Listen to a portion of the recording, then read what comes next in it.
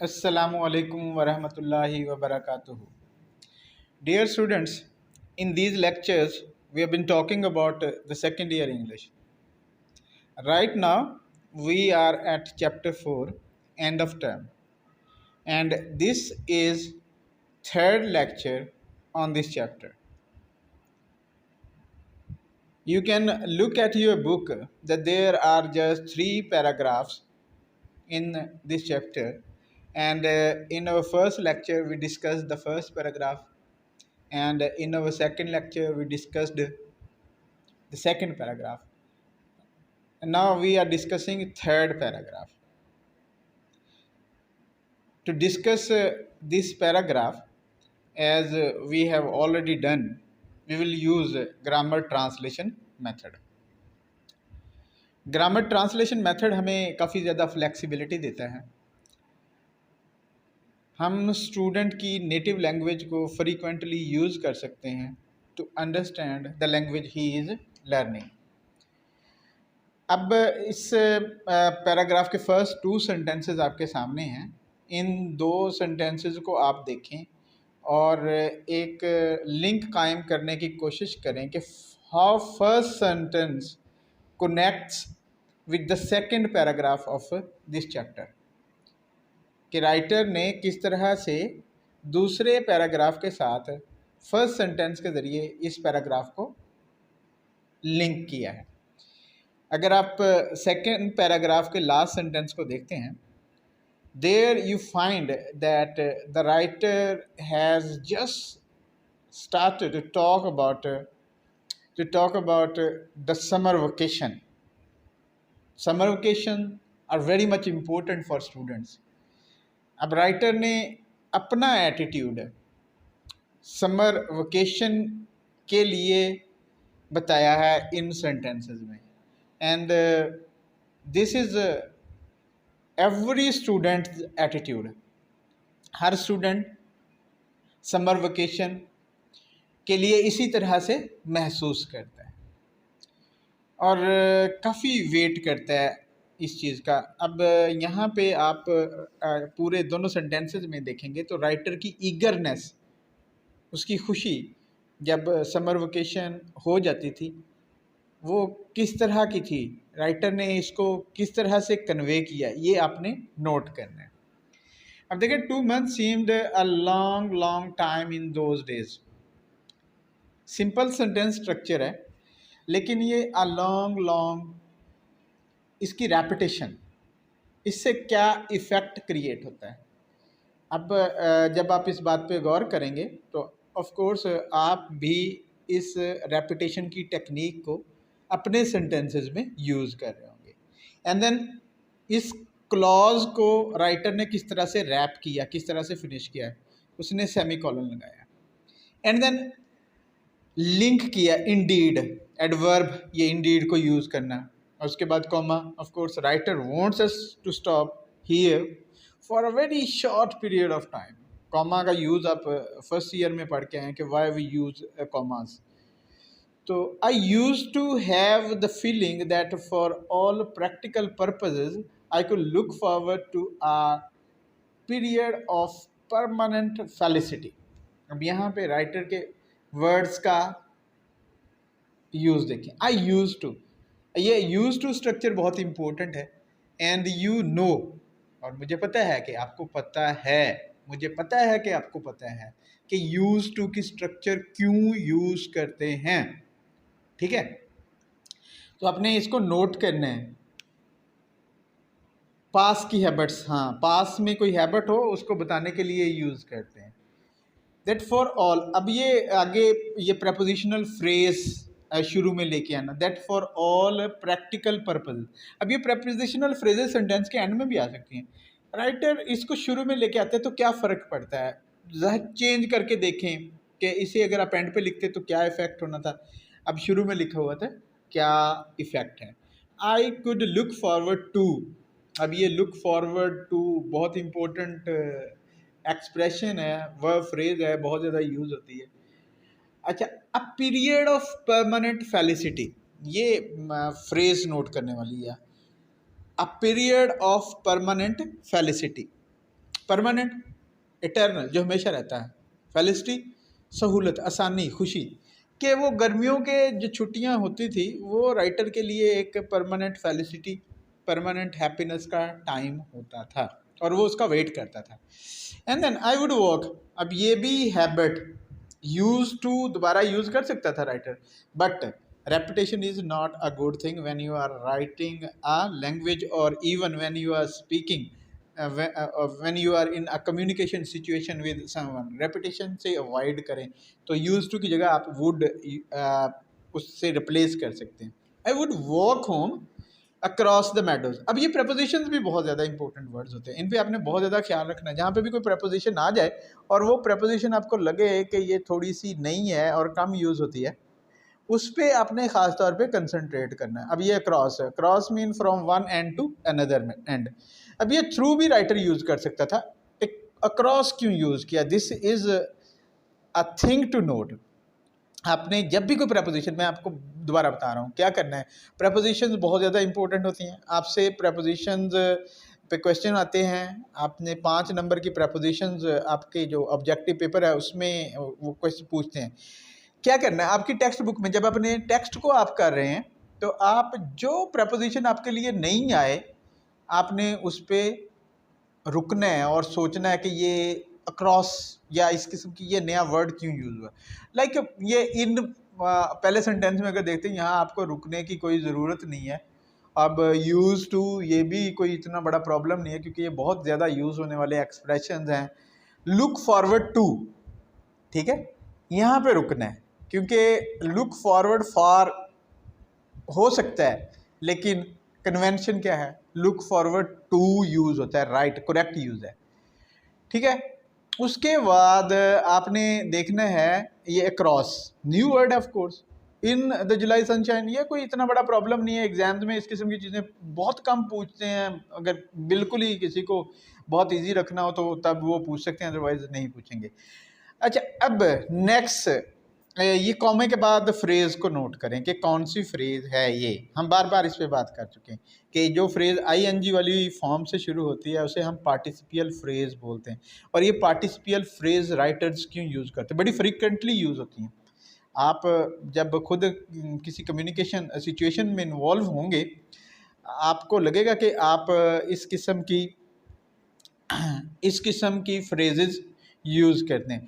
अब ये वियरिंग को आप टू वियर से क्यों रिप्लेस नहीं कर सकते, यानी इन्फिनेटिव फ्रेज और पार्टिसिपियल फ्रेज, क्यों इन दोनों में डिफरेंस आता है? देन ऑफ कोर्स बाकी कोई इतना बड़ा प्रॉब्लम नहीं है। Summer clothes of grey, cricket shirt. अब ये ग्रे कलर वर्ड्स बहुत ज़्यादा इंपॉर्टेंट होते हैं।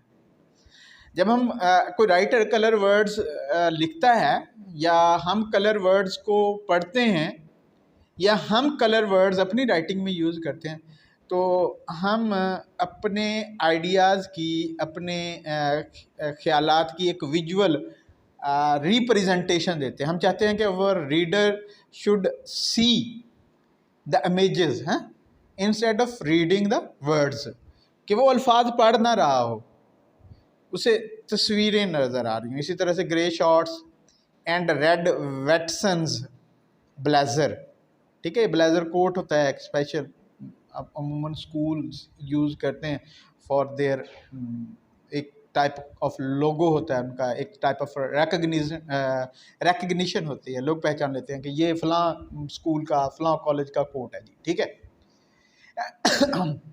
एंड देन देख आगे वर्ड्स करो, and savour, savour mean enjoy, writer enjoy use कर सकता था यहाँ पे, but he preferred a rather lower frequently used word to a very frequently used word, ठीक है।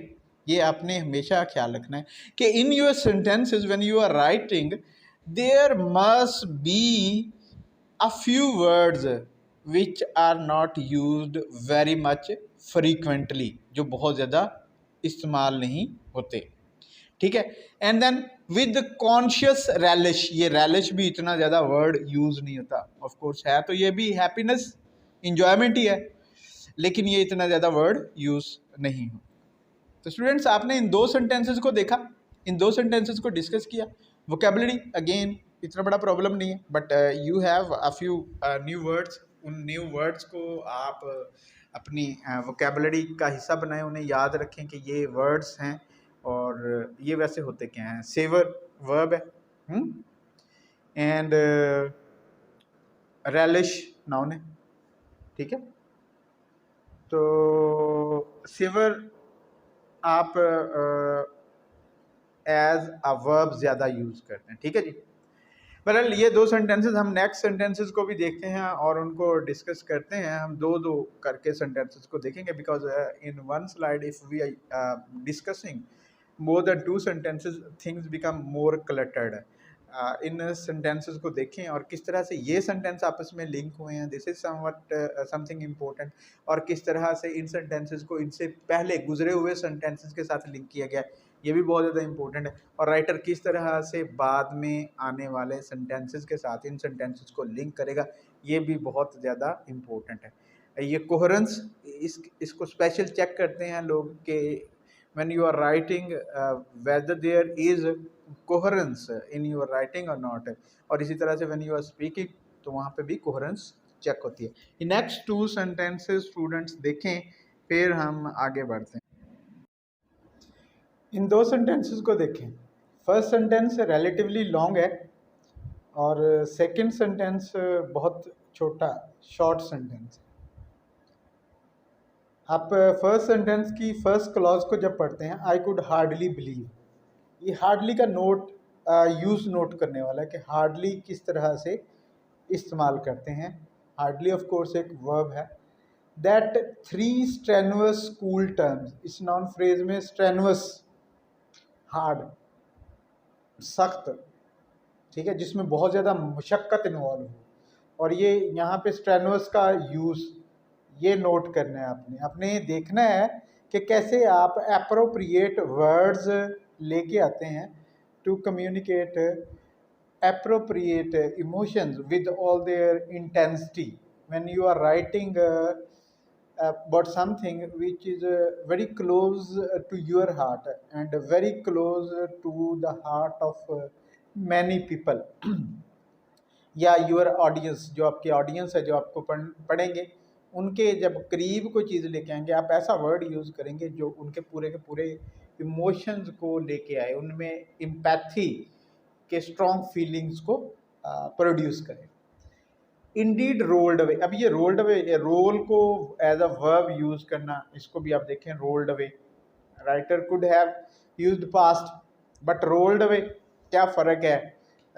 इसके दूसरे करीब तरीन सिनोनिम देखें रोल्ड अवे, तो इस वर्ड को यूज़ करने का क्या फ़ायदा है। एंड देन ये बहुत इम्पोर्टेंट किस्म की नाउन फ्रेजेस हैं, ठीक है। द लॉन्ग्ड फॉर, ठीक है, dreamed of, almost mythical, summer, ठीक है, हॉलीडेज। अब ये किस तरह से इस नॉन फ्रेज को कंस्ट्रक्ट किया गया। लॉन्ग्ड फॉर क्या है, एक पास्ट पार्टिसिपल है और इसके बाद लॉन्ग के बाद फॉर प्रपोजिशन यही लगती है, ड्रीम्ड ऑफ लगता है, ठीक है। ऑलमोस्ट मिथिकल, ठीक है, एडवर्ब और फिर एडजेक्टिव, समर, हॉलीडेज। तो इस किस्म की फ्रेजेस की कंस्ट्रक्शन देखें। और ब्रैकेट में इट सीम्ड एट टाइम्स, ये एट टाइम्स ये भी बहुत इंपॉर्टेंट वर्ड है। एट टाइम्स, समटाइम्स, देखना है आपने कि एट टाइम्स और सम टाइम्स में क्या फ़र्क होता है। इनके मीनिंग में जो ब्रेक थोड़ा सा फ़र्क है उसको नोट करना है कि किस तरह से समटाइम्स, अगर राइटर समटाइम यूज़ करता है क्या फ़र्क पड़ना था, एट टाइम्स यूज़ किया उसने, क्यों यूज़ किया। वर एट हैंड, अब ये एट हैंड इडियोमेटिकली यूज़ होता है, तो एट हैंड का मतलब क्या होता है, क्लोज, सही। उसके बाद ये अनस्पॉइल्ड एज येट, ये भी इम्पोर्टेंट है। अनस्पॉइल्ड पास्ट पार्टिसिपल है, उसके बाद क्या कंस्ट्रक्शन, अनस्पॉइल्ड एज येट। और ये एज येट बहुत ज़्यादा यूज़ होने वाला एक्सप्रेशन है, इसको जहन में रखें। इसका क्या मतलब होता है, अभी तक। अब नेक्स्ट फ्रेज कौन सी, पहले भी हम बात करके आए हैं, लाइंग इंटैक्ट एंड प्रॉमिसिंग, ठीक है, लाइंग इंटैक्ट एंड प्रॉमिसिंग। अभी हम बात करके हैं कौन सी, participial phrase, very good, just ahead, ठीक है, अहेड क्या होता है, सामने। नेक्स्ट सेंटेंस में ये जो कंस्ट्रक्शन है टू गुड टू, ये बहुत इंपॉर्टेंट है, इस कंस्ट्रक्शन को भी आपने ध्यान में रखना है, करेक्शन में भी आपसे पूछ लेते हैं। ये टू वाला फर्स्ट वर्ड नेगेटिव मीनिंग देता है। It all seem too good, यानी ये इतना अच्छा था कि सच नहीं लगता था, यानी गर्मियों की छुट्टियों को आ जाना इतना अच्छा कि लोगों की, इंसानों की ज़िंदगी में, असल में राइटर बात आगे करना शुरू करेगा कि इंसानों की ज़िंदगी में बहुत अच्छी चीज़ें नहीं होती, आइडियल टाइप ऑफ सर्कमस्टेंसेस इंसानों को मैसर नहीं होते, बट समर वोकेशन एक ऐसी चीज़ थी, दो आइडियल थी, लेकिन ये होती थी राइटर की ज़िंदगी में। बहुत सारे writer, of course everyone looks life according to his own experiences, जैसे किसी के एक्सपीरियंसेस होते हैं उसी तरह की ज़िंदगी, उसी तरह से ज़िंदगी को वो देखता है। तो बहुत सारे ऐसे लोग होते हैं जिनकी ज़िंदगी में बहुत ज़्यादा अच्छी, बहुत आइडियल किस्म की चीज़ें नहीं होती, उन्हें जस्ट एवरेज पे रुकना पड़ता है, एवरेज चीज़ों के साथ ज़िंदगी गुजारनी पड़ती है, और वो कुछ चीज़ें बाद में विद एक्सपीरियंस अब वो समझने लग जाते हैं कि कोई absolute good thing is not going to happen in their life. तो इस किस्म के सेंटेंस से ये राइटर बता रहे हैं। अब देखेंगे किस तरह से पिछले सेंटेंसेस के साथ इसको लिंक किया है और अपने एक्सपीरियंसेस को कैसे यूज़ किया है, किस तरह से लिखा है, और ऑफ कोर्स टेक्निक, वोकैबुलरी में स्पेशली, और ये वर्ड कंस्ट्रक्शन, जो डिफरेंट फ्रेज कंस्ट्रक्शन है, राइटर ने किस तरह से इस फन को, इस टेक्स्ट को यूज़ किया। आप भी यूज़ कर सकते हैं, ठीक है। बहुत सारे लोग समझते हैं कि आपको, आपका स्टडी बहुत ज़्यादा होनी चाहिए, ये सही है, जितना ज़्यादा आप पढ़ेंगे ऑफ कोर्स उतने ज़्यादा नए वर्ड्स आप के सामने आएंगे, लेकिन उससे भी ज़्यादा इम्पोर्टेंट है कि जितना ज़्यादा आप टेक्स्ट को क्लोजली स्टडी करेंगे उतना ज़्यादा आप एक्सपर्टीज़, आप परफेक्शन हासिल करेंगे लैंग्वेज में, ठीक है। जैसे I could hardly believe, I could hardly trust, इस तरह से आप फ्रेजेस वगैरह चेंज कर सकते हैं। अगर ये आपके माइंड में है व्हेन यू आर राइटिंग, तो आप क्या करते हैं, हम तकरीबन उसी किस्म की स्ट्रक्चर लेते हैं and then you change the words, या कुछ फ्रेजेस अगर आपने आगे पीछे करनी है तो आप कर सकते हैं। अब ये बिल्कुल यूनिक चीज़ें लिखना या बिल्कुल यूनिक कुछ भी नहीं होता, ठीक है।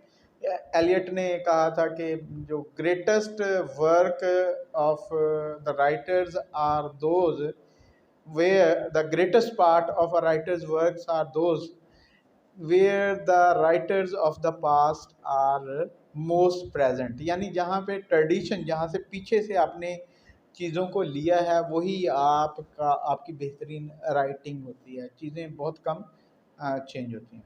तो इसलिए आपको टेक्स्ट को बड़ा क्लोजली पढ़ना चाहिए। नेक्स्ट सेंटेंसेस देखते हैं, उन पे बात करते हैं, एंड देन ऑफ कोर्स हमने आज इस पैराग्राफ को कंप्लीट करना है। इन दो सेंटेंसेस को देखें, most beautiful sentences we ever find by any writer in whole of English literature। Writer ने किस तरह से इनको मैनेज किया है, ये चीज़ आपने नोट करनी है। और अच्छी राइटिंग की एक रिक्वायरमेंट,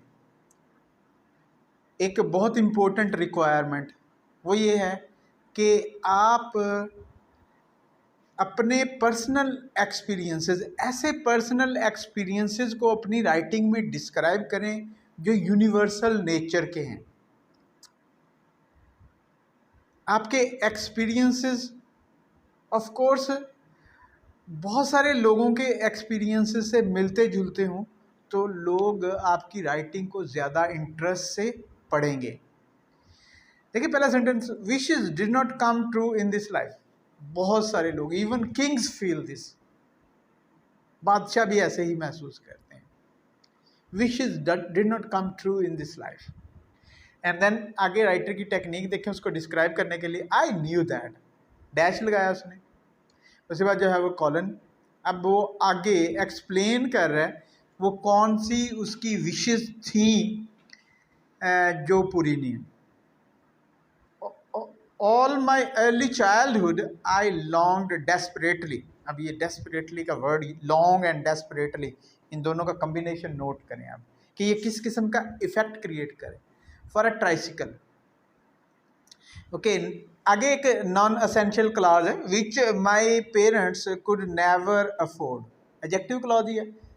तो इसका तो अभी आपको पता चलना शुरू हो गया क्योंकि different type of subordinate clauses कौन सी होती हैं, ठीक है। Which my parents could never afford, बहुत सारे लोगों के साथ ऐसा है, they want lot of things as children in their childhood, they want lot of things but their parents can never afford them, and some of these wishes die, they are not fulfilled throughout their life, and some of them are fulfilled but very late in their life। ये बहुत important चीज़ है। और जब आप इस किस्म की important चीज़ें लिख रहे हैं तो एक इम्पैथी पैदा होती है, और वो इम्पैथी आपकी राइटिंग को इंटरेस्टिंग बनाती है। And later the wish was transfer to a bicycle, और बाद में क्या हुआ, विश जो ट्राइसिकल, पहले वो पहले वो ट्राइसिकल चाहता था एज अ चाइल्ड, लेकिन जब बड़ा हुआ तो ट्राइसिकल की उसे ज़रूरत नहीं थी, फिर उसकी ख्वाहिश थी कि उसे बाइसिकल मिल जाए उसके पेरेंट्स। एंड देयर टू, अब ये देयर के बाद कॉमा और टू, इसका यूज़ आपने नोट करना कि आल्सो क्यों नहीं यूज़ किया राइटर ने यहाँ पे। आई वॉज परमानेंटली डिसअपॉइंटेड, वहाँ पे भी कहता हूँ जब मायूसी हुई। बहुत सारे लोगों के साथ ऐसा होता है, ठीक है। लेकिन आपने क्या नोट करना है कि सेंटेंस में राइटर ने किस तरह से डिफरेंट क्लॉजेज यूज़ की हैं।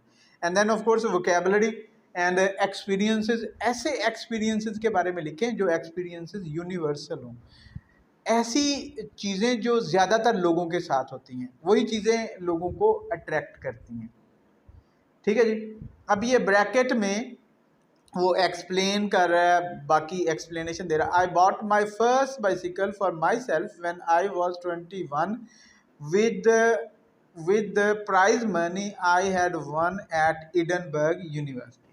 अब यहाँ पे आके उसने अपनी फर्स्ट बाइसिकल खरीदी। अभी इस सेंटेंस को भी अगर आप देखते हैं तो 3 क्लॉजेज राइटर ने इसमें इकट्ठे की हैं। Principal clause, I bought my first bicycle for myself when, ये subordinate clause है, when I was 21 with the prize money I had, ठीक है। अब ये एक एडजेक्टिव क्लॉज है, I had one at Edinburgh University। यहाँ पे एडजेक्टिव क्लॉज में देखो बाद का तो लिंकर राइटर विच दैट वगैरह मिस कर देते हैं या मिस कर सकते हैं। when वाली एडवर्ब क्लॉज है, हाँ, टाइम का आइडिया दे रही है। तो ये डिफरेंट टाइप ऑफ क्लॉजेज का भी आपको पता होना चाहिए। And when of course you are writing and you are writing about your life, लोगों को आपकी ज़िंदगी में कोई दिलचस्पी नहीं हो सकती, लेकिन लोगों को आपकी ज़िंदगी के उस पार्ट में बहुत ज़्यादा दिलचस्पी हो सकती है जो लोगों के साथ सिमिलर हैं। तो उन चीज़ों के बारे में लिखें जो सिमिलर हों। और इम्पोर्टेंट चीज़ राइटर ने क्या किया, he has shown us his wounds, उसने अपने ज़ख्म ज़ाहिर किए हैं। और ये जब आप अपने वाउंड्स लोगों को शो करते हैं, क्योंकि वो वाउंड्स लोगों के पास भी इसी किस्म के वाउंड्स होते हैं, उनके भी इसी किस्म के ज़ख्म होते हैं। और जब आप किसी और के ज़ख्मों के बारे में पढ़ रहे होते हैं और आपको लगता है कि ये वाउंड्स आपके भी हैं, तो एक बड़ी मशहूर सी टर्म यूज़ की थी अरिस्टोटल ने, कैथारसिस होता है, कैथारसिस, ठीक है। अब कैथारसिस को हम बड़ा इजी अगर समझना चाहें तो उसे ये कह देंगे कि हीलिंग प्रोसेस ऑफ वाउंड्स, ठीक है ना। सपोज हमें कोई वाउंड आया है, हम हर्ट हुए हैं किसी बारे में, किसी चीज़ से, and we are in pain, but then we read someone who received that kind of wound but he healed। तो हमें महसूस होने लगता है कि our wounds will also heal, वो भी ठीक हो जाएंगे। और यही हमें होप देता है और यही चीज़ लाइफ को कंटिन्यू रखती है, लाइफ को आगे लेके चलती है। बहरहाल दीज आर द सेंटेंसेस, इनको आपने देखा और मीनिंग आई डोंट थिंक कि कोई वर्ड डिफ़िकल्ट आया है, बट बहुत इंपॉर्टेंट पैसेज है। आगे भी राइटर ऑफ कोर्स इसी तरह की बातें करेगा। He will talk about some of his wishes which he wanted to be fulfilled as a child, but they were never fulfilled. Only wish which was fulfilled and which he longed for was the summer holidays, और ये पूरी हो जाती थी। Writer इसके लिए भी बहुत ज़्यादा खुश था।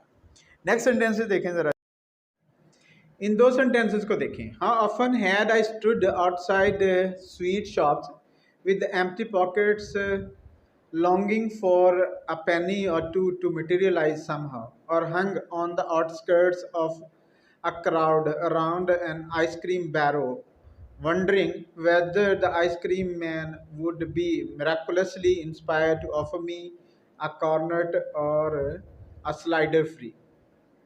These things never happened. अब इन सेंटेंसेस को देखें। ऑफ कोर्स इन सेंटेंसेस में अगेन वो चाइल्डहुड की इनोसेंस हमें नज़र आती है कि हाउ ऑफन वो खड़ा होता था अक्सर। अब इस सेंटेंस में how often had I to this construction को नोट करना है आपने। आउटसाइड स्वीट शॉप्स एक प्रपोजिशनल फ्रेज है, विद एम्प्टी पॉकेट्स अगेन एक प्रपोजिशनल फ्रेज है, लॉन्गिंग फॉर अ पेनी और to, to somehow materialize, longing for a penny or two एक पार्टिसिपियल फ्रेज है, to materialize somehow एक इन्फिनेटिव फ्रेज, कि किस तरह से डिफरेंट फ्रेजेस को राइटर ने यहाँ पे इकट्ठा किया है टू से व्हाट ही वांट्स टू से। आगे, और हंग on the outskirts of a crowd around, outskirts क्या होता है, बाहर वाला अहाता, an ice cream barrow, wondering whether the ice cream man would be miraculously मौजज़ाना तौर पर inspired to offer me a cornet or a slider free।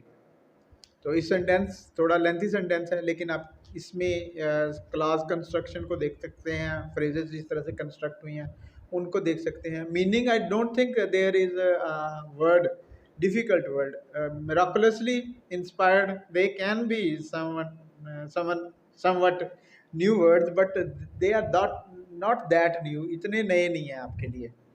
आप इन words को पढ़ चुके हैं। मिराकुलसली मौजज़ाना तौर पर, इंस्पायर्ड तहरीक में आ जाना, मुहर्रक हो जाना ना, कि वो मैं जब छोटा बच्चा था राइटर, वो दुकान पे खड़ा होता था, उसे एक या दो पेनी चाहिए होती थी अपनी ख्वाहिशात पूरी करने के लिए, कुछ स्वीट्स वगैरह लेने के लिए, और बाज़ औक़ात वो आइसक्रीम वाले के इर्द गिर्द लोग खड़े होते थे, वहाँ पे खड़ा हो जाता था और सोच ये रहा होता था मासूमाना तौर पर कि आइसक्रीम वाला उसे फ्री कॉर्नेट या स्लाइडर देगा।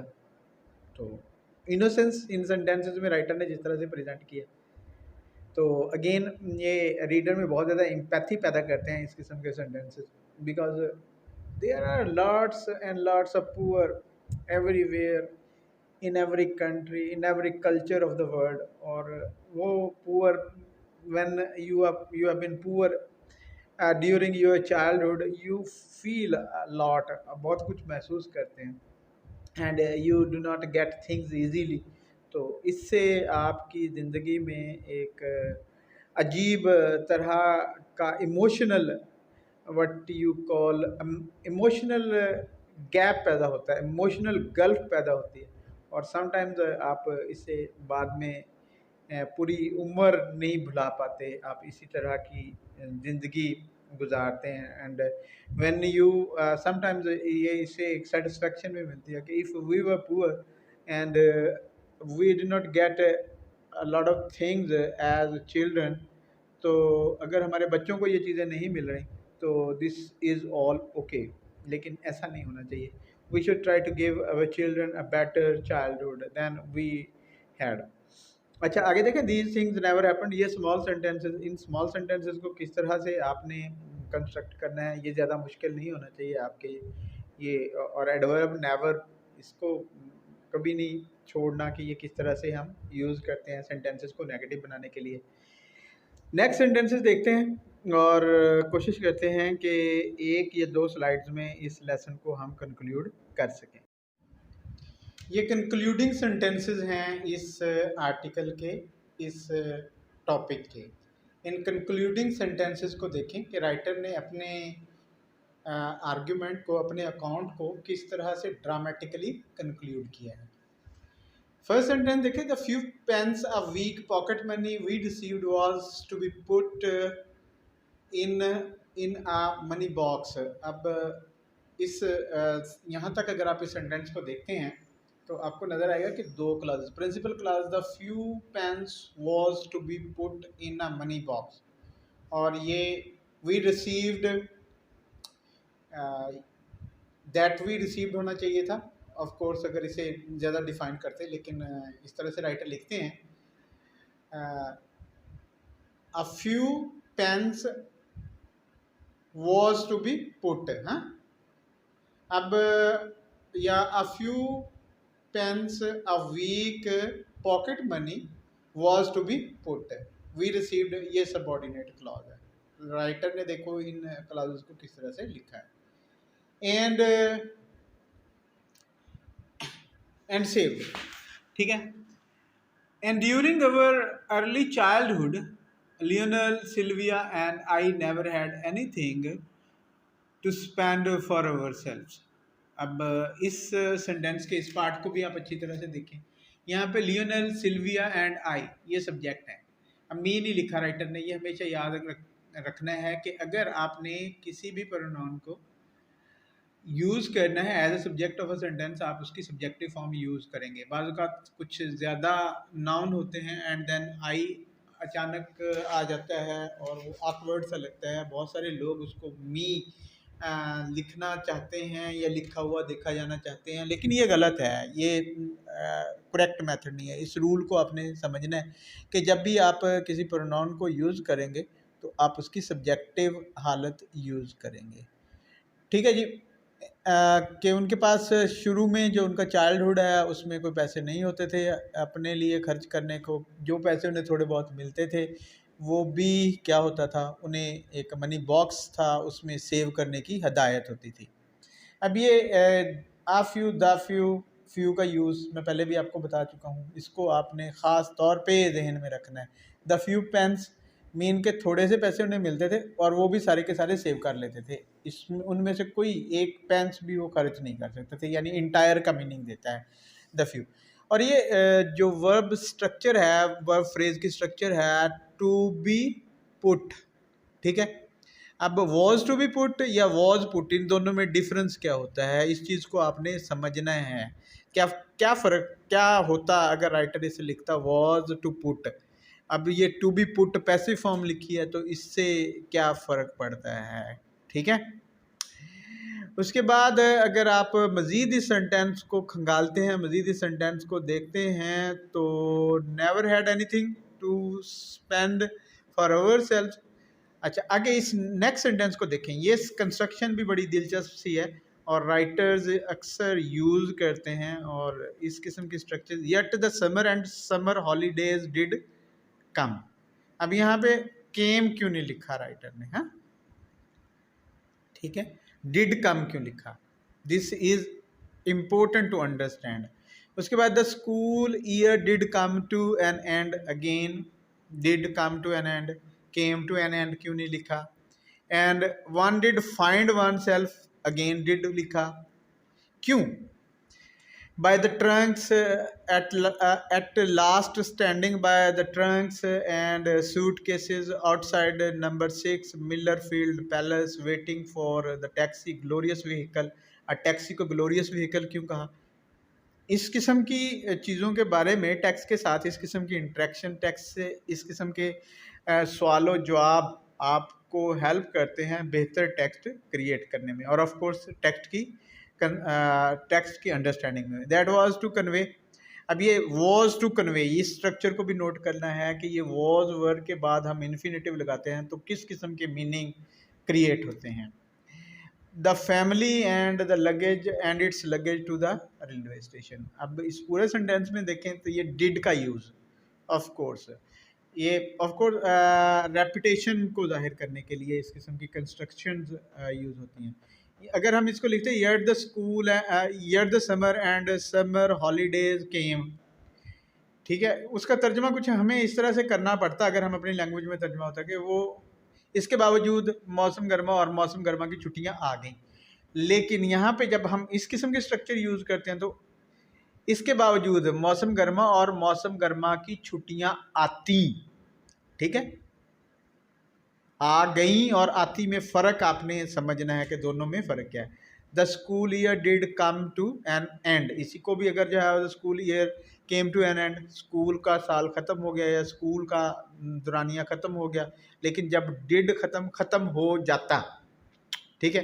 एंड वन डिड फाइंड, इसमें भी यही कंस्ट्रक्शन कि ये एक कंटिन्यूस है स्ट्रक्चर जिसको राइटर यूज़ करते हैं, और ये पास में जो चीज़ फ्रीक्वेंटली जो हैबिचुअली होती थी उसको बयान करने के लिए इस डिड का यूज़ टू कम भी लिख सकता था राइटर, हाँ, लेकिन ये did, this is also a very important structure जिसका आपको एज एन एक्सपर्ट लेवल पे जब आप लैंग्वेज यूज़ कर रहे हो तो आपको इसका पता होता है।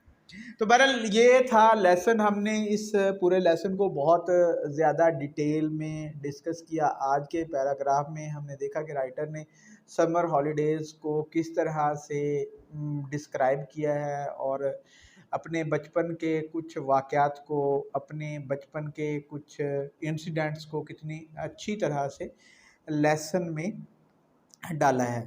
तो इस तरह से आप भी अपने पर्सनल इंसिडेंट्स, अपने पर्सनल वाक़यात को डाल सकते हैं, लेकिन आपने एक चीज़ का ख्याल रखना है कि whatever you are writing should be a universal one, और ज़्यादातर चीज़ें यूनिवर्सल होती हैं, ठीक है। आपने कोई ऐसी चीज़ जो सिर्फ़ आपके साथ हुई उस किस्म के वाक़यात के बारे में अगर आप लिखेंगे तो people may not take interest, वो इंटरेस्ट नहीं लेंगे और वो एक ऑकवर्ड सा लगेगा कि आप कोई एक्स्ट्रा ऑर्डिनरी हैं and extraordinary things happen to, या तो फिर बिल्कुल उन्हें एक्स्ट्रा ऑर्डिनरी लेवल पे ले जाएं, लाइक जिस तरह से हम फ़िक्शन में बड़े बड़े जो मशहूर फ़िक्शन है, डिफरेंट टाइप ऑफ जॉनर्स हैं लिटरेचर के, वहाँ पे देखते हैं, या तो आप उसको उस लेवल पे ले जाएं। Otherwise if you are writing for common people, right things, right about things which are common among lot of people, जो बहुत ज़्यादा लोगों के साथ है कॉमन हो। तो नेक्स्ट लेक्चर में हम इंशाल्लाह डिस्कस करेंगे नेक्स्ट लेसन को। आपने इन सारी चीज़ों का ख्याल रखना है। क्या आपने वर्ड्स, वोकेबलरी ऑफ कोर्स बहुत इंपॉर्टेंट होती है, अंडरस्टैंडिंग में प्रॉब्लम पैदा करती है, लेकिन वोकेबलरी को भी समझने के लिए आप अगर सेंटेंसेस को उनकी क्लॉजेज और फ्रेजेस में ब्रेक कर लेते हैं तो वोकेबलरी भी समझनी ज़्यादा आसान हो जाती है और आपकी टेक्स्ट की कंप्रीहेंशन बेहतर होती है, और बेहतर कंप्रीहेंशन ही फाइनली आपको बेहतर टेक्स्ट क्रिएट करने की तरफ लेके जाएगा। अल्लाह हाफ़िज़।